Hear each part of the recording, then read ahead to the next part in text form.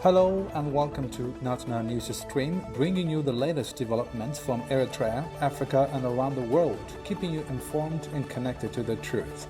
These are today's headlines. Ebola cases in Uganda surge to 9 as outbreak escalates. Suspected Somali pirates hijack Yemeni fishing boat off Horn of Africa. M23 rebels resume attacks in DRC despite ceasefire calls. Yemeni Houthis threaten strikes on Israel if Gaza war resumes. Islamic State militants attack Puntland military bases.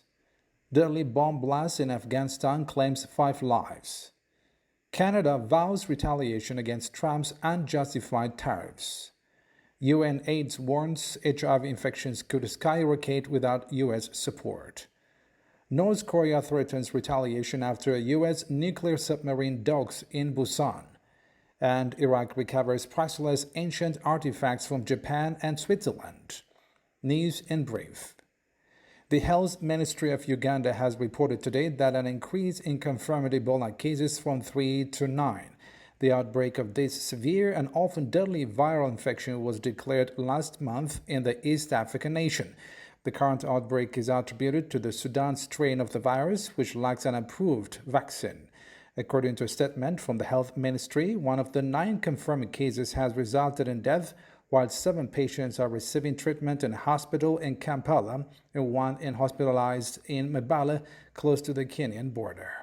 All 8 patients are reported to be in a stable condition, and 265 individuals who had contact with a confirmed case are under quarantine. This month, the World Health Organization announced that Uganda has initiated a trial vaccination program targeting the Sudan strain of Ebola. Currently, available vaccines are designed for the Zaire strain, which has caused recent outbreaks in the neighboring Democratic Republic of Congo. Suspected Somali pirates have seized a Yemeni fishing boat off the Horn of Africa, this according to authorities.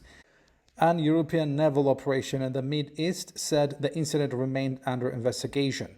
It said the attack targeted a traditional ship that plies the waters of the Mid-East off the town of Isle in Somalia. The maritime security firm Ambre said the attack saw the suspects steal 3 small boats equipped with 60-horsepower engines. Ambre said early today a suspected pirate action group has been sighted departing off the coast of Isle. Once rampant piracy off the Somali coast diminished after a peak in 2011. That year, there were 237 reported attacks in waters off Somalia.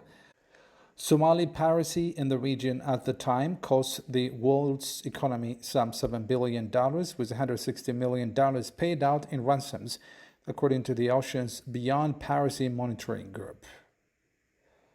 Fighters continue advancing on South Kivu province despite ceasefire calls from regional leaders. The M23 rebels have resumed attacks on armed forces in Eastern Democratic Republic of Congo after a 2-day lull in fighting, this according to AfricanNews.com. Rebel fighters strike at dawn today near the village of Aishi, located 40 kilometers from a strategic military airport in Kavumu and about 70 kilometers from Bukavu, the capital of South Kivu province. The M23, which claims to protect ethnic Tutsis, started advancing on South Kivu after taking control of North Kivu's Goma in a bloody raid that killed thousands last month, resuming hostilities despite calls from 24 regional leaders for an immediate ceasefire. Yemeni's Iran-backed Houthis, who control most of western Yemen, including the capital, are ready to mount attacks on Israel if it resumes its assault on Gaza and does not commit to the ceasefire deal. This according to a statement released today by the group's leader, Abdul Malik al-Houthi.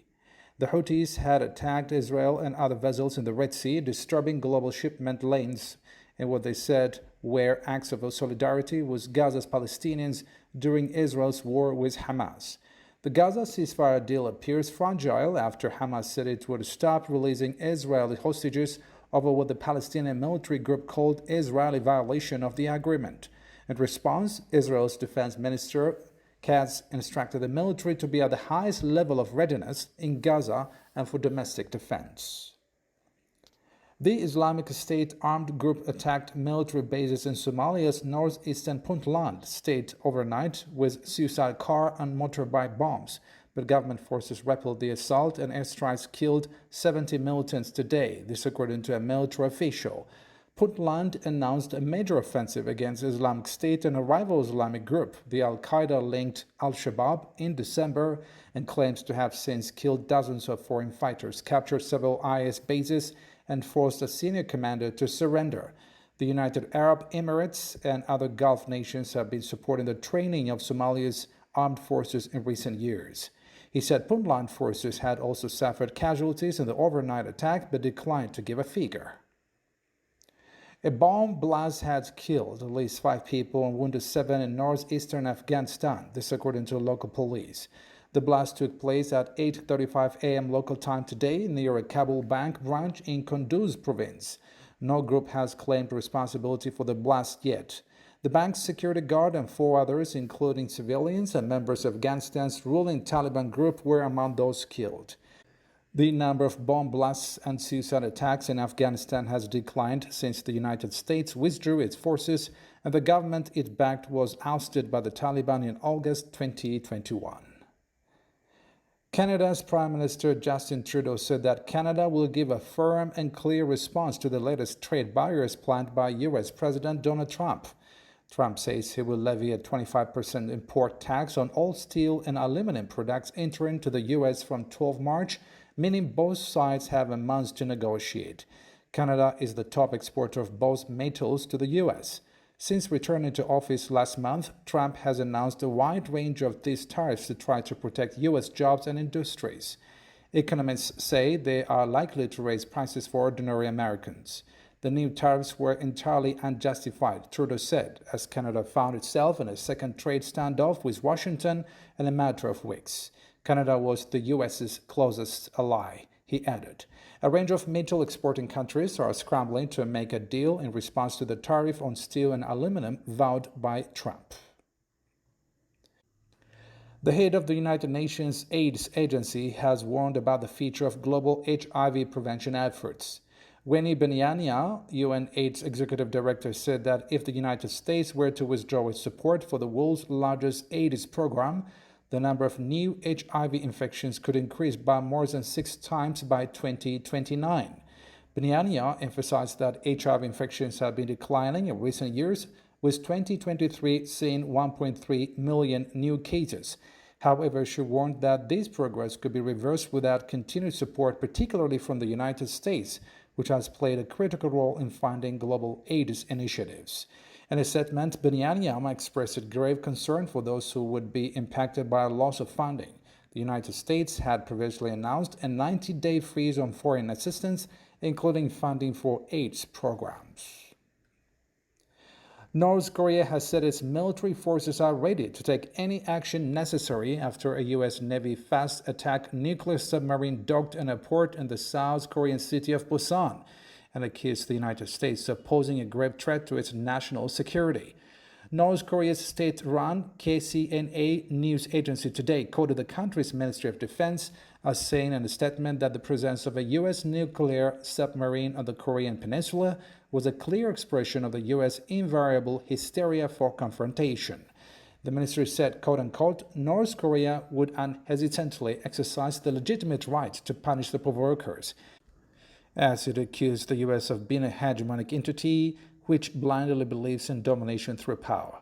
The USS Alexandria submarine docked at a Busan port yesterday for supplies and to provide a rest for its crew, according to South Korea's defense ministry. Iraq's foreign minister announced today that the retrieval of various artifacts and textured paintings from Japan and Switzerland. Minister Fuad Hussein, speaking from the Iraqi National Museum in Baghdad, stated that the recovered items include the statue of the sun god, Maran Shamash, and rare murals from the 8th century BC associated with the Assyrian civilization, along with several textured paintings from the ancient Altar caves. He noted that some of these artifacts, particularly the textured paintings, were loaned to a Japanese archaeological mission that operated in Iraq during the 1970s. The antiquities, which trace back to ancient Mesopotamia and the Assyrian civilization, were returned to the Iraqi foreign minister via Iraq's embassies in Tokyo and Bern. Well, that concludes today's edition of National News Stream. Please don't forget to like, share, and subscribe for more updates. Thank you for watching, and goodbye.